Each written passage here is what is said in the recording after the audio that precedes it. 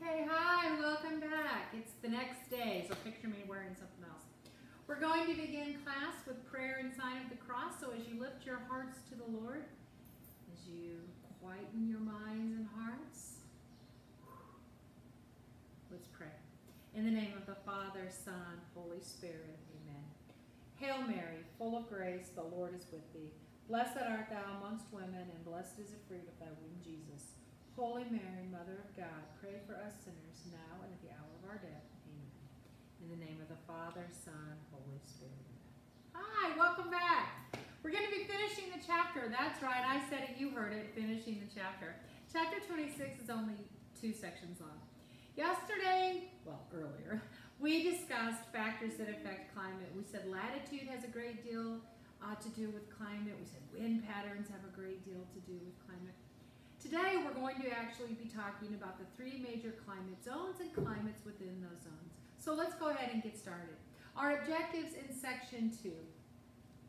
To name and describe the 3 different types of tropical climates. So tropical climates is going to be, tropical zone is one of our major zones, and we'll talk about the 3 that are in there. The wet one called the rainforest, the dry one called the desert, and the one kind of Goldilocks in between, the savanna.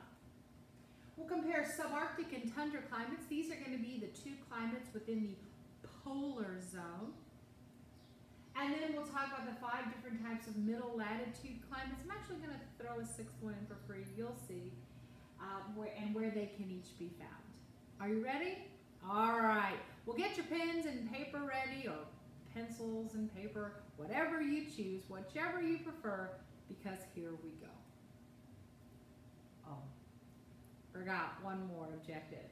We'll be explaining why cities have a different climate than rural areas, but you probably already know that. Cities, of course, have a lot more concrete, a lot more cement, therefore they're going to retain the heat a little bit better. They're not going to have the trees that the rural climates have, and we'll talk about what trees do for climate as well. All right. This diagram is showing you the 3 major climate zones on Earth. You have the one around the equator. We're going to call those the tropics. You've got the green sections above and below the tropics. We're going to call those the middle latitudes. And then you have the ones at the south and north poles. We're going to call those the polar. So this is a really good diagram of the 3 different zones, and we'll discuss the different climates within each zone. So here we go, part 1 of our notes. The Earth has 3 main climate zones. The tropical, located around, of course, the equator, the polar at the north and south poles, and then the areas in between the equator and poles are going to be the middle latitudes. Pretty easy, huh? So let's talk about the tropical. The average temperature of the tropical zone is about 18 degrees Celsius. It's actually a very small range. And why is it such a small range? Well, because it's warm pretty much all year round, right? It's at the equator. That's where the sun's rays are the most direct all year round. So it's going to be the warmest here at about 18 degrees Celsius. To you and me, that's around, I think it's 57 or 58 degrees Fahrenheit. Not bad. The air masses affecting weather here are MT and CT. M, of course, standing for maritime, T, tropical. Maritime tropical are going to be the wet, warm air masses, and then the CTC, of course, standing for continental, T, of course, for tropical. These are going to be the dry and warm air masses. So you have air masses that come from the tropics from the ocean and the tropics around land.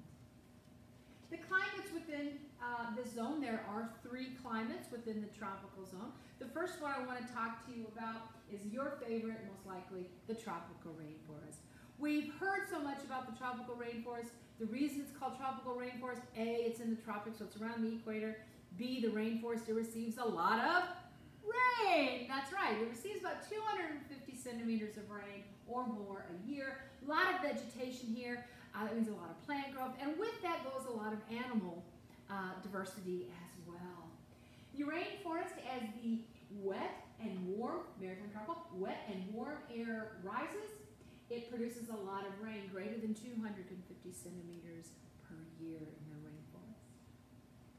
Here's a map of the world, and you see the different continents being highlighted. and there are green sections within those climates. That's where the tropical rainforests would be located. We do have some some in Latin and South America, as you can see. The middle part here of Africa, and then of course you've got India into Southeast Asia. That's where you would find the tropical rainforest. Notice just little itty bitty bits there in Australia. The desert is going to be the opposite of a rainforest. You know, deserts don't have to be hot. And if someone ever says all deserts are hot, they're lying to you. Deserts don't have to be hot. Deserts have to be dry. The tropical desert is located between the tropics of Cancer and Capricorn. Now, if you've got your globe handy, which you probably don't, but I'll get mine. Of course, here is the globe, the equator, which you can see clearly. The Tropic of Cancer is about 15 to 30 around north, and the Tropic of Capricorn, around 1530 south. So this is where you're going to find the world's greatest desert. The reason it's called a desert, obviously, is because the air is dry. Not that it's hot, just that it's dry. It's influenced by the sinking, the warming, and the dry air masses of the subtropical high. The world's greatest deserts are located here. The ones you're most familiar with. Sahara. But there are also deserts in polar climates. We're going to talk about tundra today as well. Annual rainfall of the tropical deserts is going to be less than 25 centimeters. Again, deserts don't have to be hot, they just have to be dry. So here are two, rainforest, desert. Here are two tropical tropical climates within the zone. Where on earth, where on earth are the tropical deserts located? Well, I did say between the Tropic of Cancer and the Tropic of Capricorn, but here's a map showing you where they're located.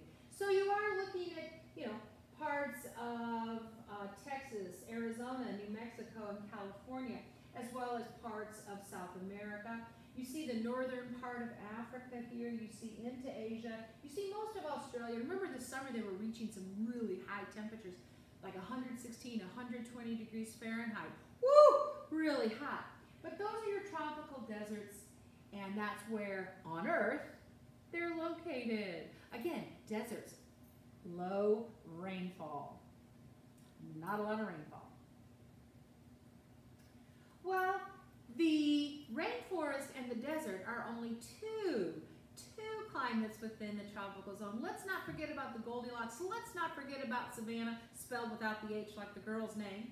Savannah is an open area of coarse grass, and I like to think of the Savannah like the Lion King movie. We've all seen the Lion King movie. And in the Lion King, that's what you're picturing with the Savannah, because that's where it was.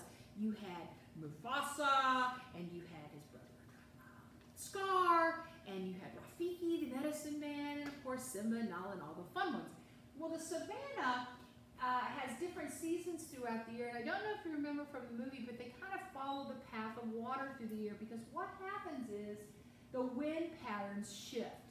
When wind patterns shift up towards the poles, they're going to be bringing with it some moisture. When they switch down from the poles, they're actually going to be bringing with it dryness. So we find that the summers are going to be pretty wet, whereas the winters are going to be pretty dry. And if you remember back from yesterday's lecture, we were talking about the monsoon seasons. The monsoon seasons happening, of course, in the summer, and the dry winters happening because the air masses were moving from the land out to the sea.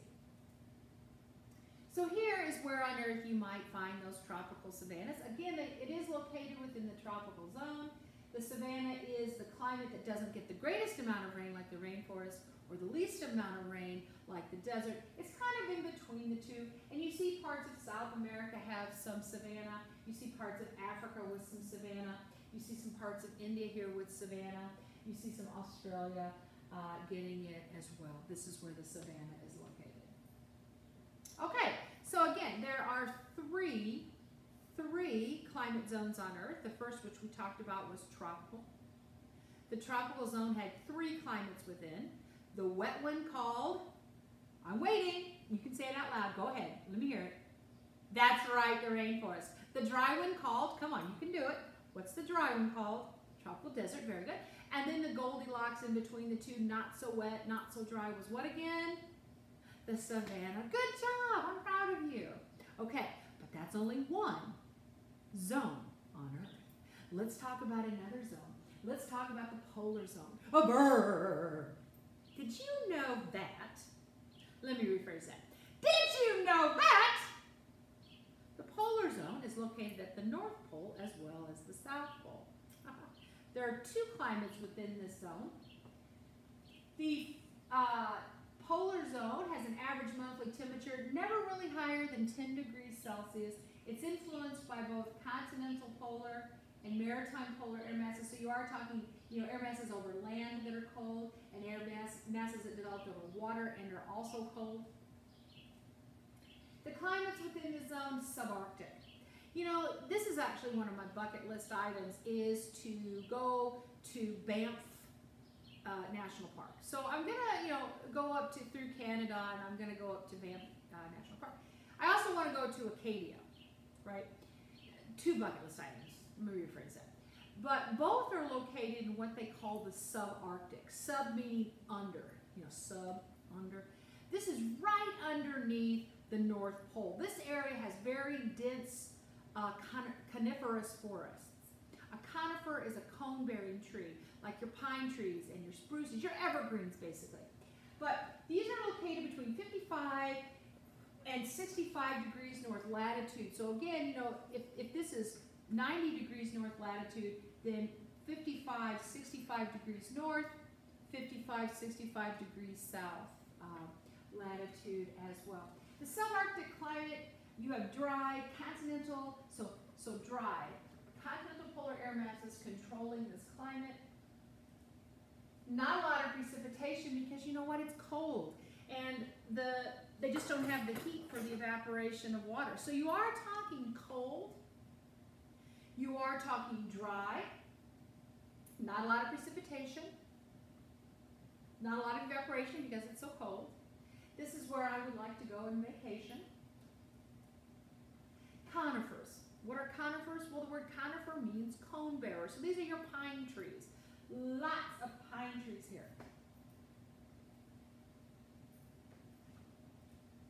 Here's where on Earth you would find these subarctic climates within the polar zone. Here in the northern parts of North America, well, actually I should say North America extending onto northern parts of Europe and over into Asia. Pretty cool, huh? Literally pretty cool. Along with the subarctic, you also have the tundra. The tundra is a climate within the polar zone. The tundra is like the polar desert. Again, deserts don't have to be hot or cold. And deserts don't have really much to do with temperature. Deserts have to do with the amount of humidity. The tundra is a polar desert. No trees, because the ground is too hard. The ground is like a permafrost. Trees need to establish a root system. They don't have trees here because the ground is too hard for roots to penetrate. Not only can trees not penetrate here, but you don't have flowers or bushes actually either. You do have the land being covered in what's called moss or lichens. And if you've studied moss before, you know that it's kind of a ground cover. It doesn't have, it's a non-vascular plant basically. It doesn't have an established root system. It grows on the surface. Lichens are kind of funny because a lichen is actually a relationship between a fungus and a photosynthetic organism that can produce oxygen and produce food as well. So this is what you're going to find in the tundra. It's a desert, okay? You don't have palm trees, obs. You don't have Christmas trees, obs, because the ground is too hard. It's permafrost. The term permafrost, hey Paul! Haven't lost it. Large areas of rocky terrain, very little vegetation. Vegetation, of course, is plant life. And because there's no real plant life here, guess what? You don't really have a lot of animal life because there's nothing for them to eat.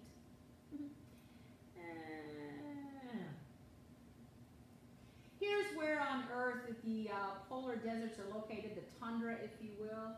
You see the outer portions of Alaska here, upper North America, into Greenland, over to northern parts of Asia over there. Sorry about that. So here's a slide with the tundra climate, where it exists, what animals might live there, what plant life might live there. We were going to do a project in this chapter. You were going to get to choose a climate within whichever zone you wanted, and you were going to write a report about it. I don't know, maybe we'll get there, maybe we won't. I'm not real sure how the year's going to go. But if you were to choose tundra, this is some information that I would expect you to have. It's permafrost soil, not a lot of plant life, not a lot of animal life, but here are maybe some things that you might expect to see there. So you're probably thinking to yourself, well, the tundra climate sounds an awful lot like Antarctica. Remember, Antarctica is that continent that's, South Pole area. And we are talking about, with this area, there aren't a lot of, well, there are no trees, it's just a bunch of ice. Not a lot of precipitation either due to the temperature. Okay, so here's where it's kind of in between. It's not the tropics, it's not the poles, it's between them. It's this chunk of land in between the equator and the poles. It's called the middle latitudes. And we're going to be talking about the different climates within the middle latitude zone. Within the middle latitude zone, you get some pretty interesting stuff. And by stuff, I mean weather, such as cyclonic storms. Everybody's favorite.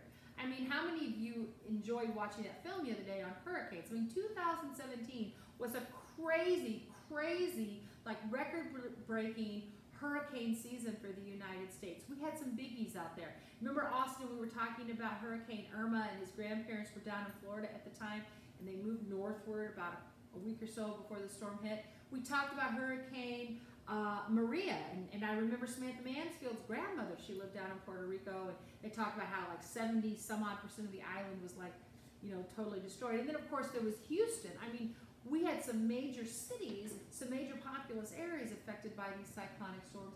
That's going to be found obviously here in these middle latitudes. The climates within the middle latitude zone, and I'm only going to lecture to you the order that they're in the textbook. There's no specific order here. Marine West Coast. When I think of Marine West Coast, I think of Seattle. And then when I think of Seattle, I start thinking about Starbucks. Because that coffee company, Starbucks, originated in Seattle. This is an interesting fact.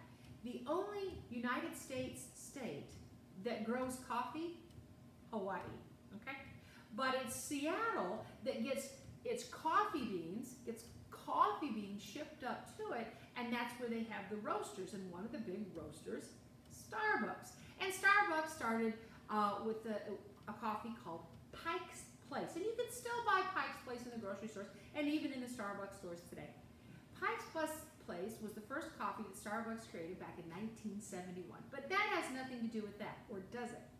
The Marine West Coast climate is a very moist climate. So you're starting to think to yourself, wait a minute.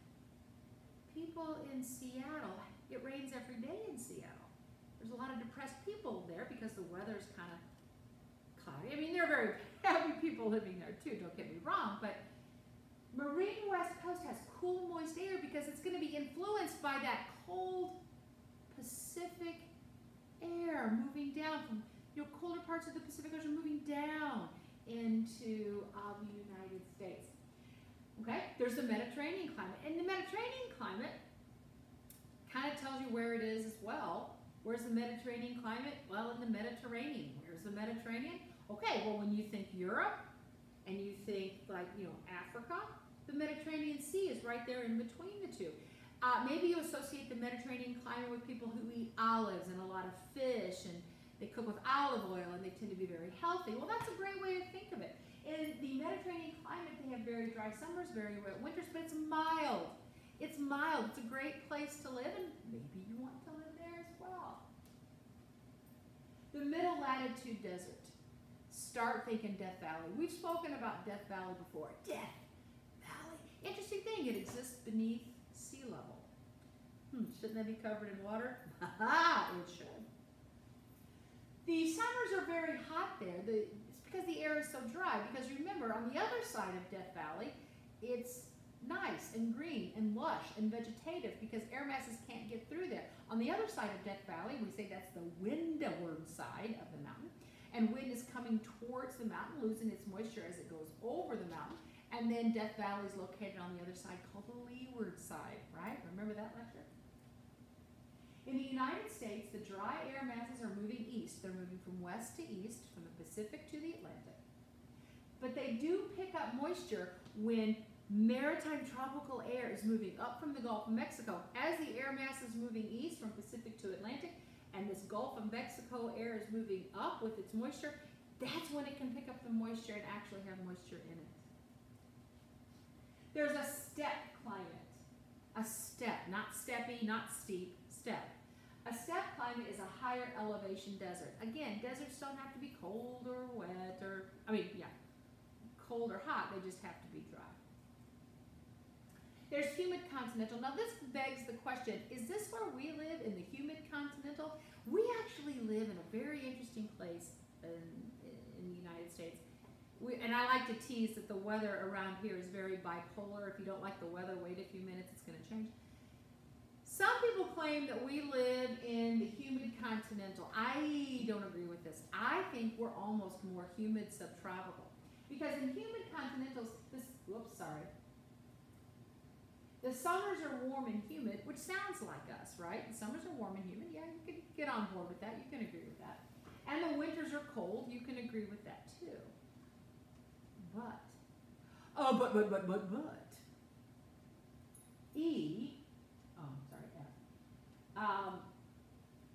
I say that we're not so much this. I say we're more this. Now, some people will argue with me and say, Graham, we're definitely humid continental because places like Orlando or Charleston or Savannah, they're more humid subtropical. But I almost think that we're right there on the line. We're right there, teetering on whether or not we have a lot of moisture or just some moisture. But I think we're humid all the time. My hair doesn't like humidity. I start looking a little shaggy. In humid subtropical, the summer, the MT, maritime tropical, the wet, warm air masses move north. Okay, well, that's true. Warm, humid weather, yes. Humid weather, heavy weather, even hurricanes affect here. Now, remember, we're not so much affected by hurricanes directly where we live, but we do, in fact, suffer from the after effects, the aftermath of hurricanes, like the rain. The winter tends to be cold. See, I think we're more like this. Some people may argue with me. Go ahead, argue with me. I can't hear you. This is a video. Local climates. Did you know that Chicago has a different climate than, say, 20 miles outside of Chicago? I wonder why. Did you know that elevation can have an effect on your climate? Well, obviously, elevation is how high you are above sea level.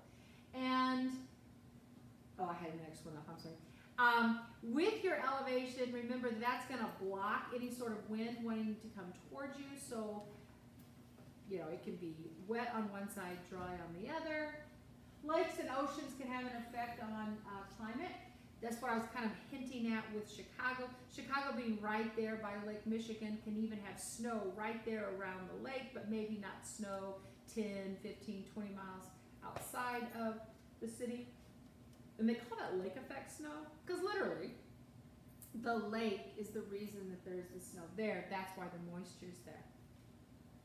Forests can have an effect on your climate. We know that trees can serve as a wind block. We also know that inside a forest it tends to be more humid because of something called transpiration. Plants transpire, meaning they give off moisture. Microclimates exist as well. We do know that cities might have a different climate than outside rural areas because cities have more concrete, they have more cement, and this material tends to hold the heat that the soil would let escape otherwise. But also we saw in that hurricane film that with surfaces like asphalt and cement and concrete, it makes the soil impervious to water. So when it rains, the water has nowhere to drain, nowhere to percolate through, nowhere to refine. And we're finding that cities tend to be warmer than rural areas, but also have more of a flooding issue as well. Radiation, maybe because of heating, lighting, or industry, radiation can have an effect on your climate. You know, as industry puts out heat, as it puts out light or whatever, these will affect your climate as well, making it warmer or more humid. Dust, smoke, and other pollutants can even have an effect on your climate. Oh, I get it. Interesting. Yeah, local climates. So if you were here, we would be discussing why there's such a change in temperature from the outside of California to further inland of California. Like, why is Bakersfield coming in at 91 degrees, but as pretty much right across from it, Santa Maria is 68 degrees? Because these cities on the coast are having their weather, their climate, influenced by these ocean currents coming in. Takes a while for that to... There we go. Different climate zones. Maybe if you plant a garden, let's say, or you go with your grandparents and they're going to make a garden and put zucchini out. I don't know what they're planting, but you may have seen this type of map, and this type of map is showing you where you live inside of each zone, when you should plant a certain crop, how long it's going to take to grow, and so on and so forth. Maybe you've seen these. So if you were doing the project, like I was talking about earlier, and you chose deciduous forest, this is, I think, where we live. Deciduous means you lose your leaves once a year. We live in kind of a deciduous forest type area with our oaks and our maples and our poplars and our sweet gums and our birches. We live in a deciduous type of forest.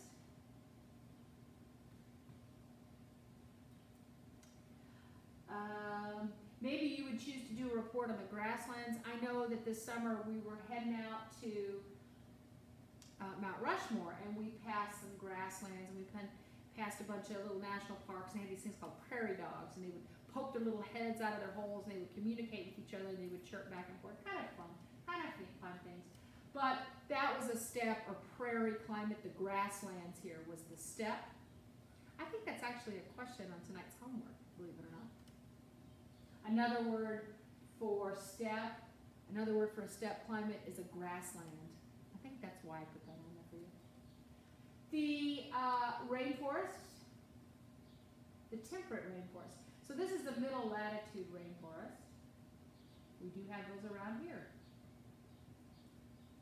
The tropical rainforest is different, not only in where it exists, but also in the amount of rain it receives. The tropical dry forest, this is where your greatest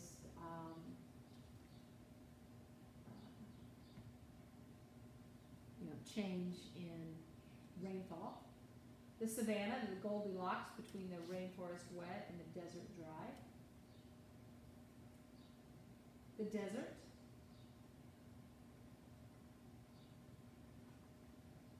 Not always hot.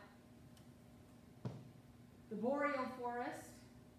You're probably saying, Grandma, where'd you get all these words? Well, actually, I teach a class called Bio 2. It's a semester class for seniors, and we went through these climates, and they had to do reports on these climates.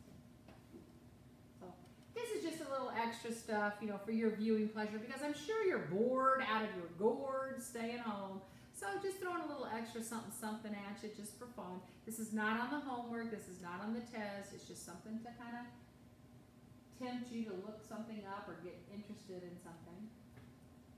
And that's the end. So your homework tonight is the 26.2 worksheet, and then the questions in the book that go along with that. I don't really know a page number, maybe 535, maybe 538. I'm not really sure on the page number. You can look that up. Remember, your textbook is linked online, and everything is available for you. Okay? So thanks for watching. I really miss you. I miss the interaction. Peace out.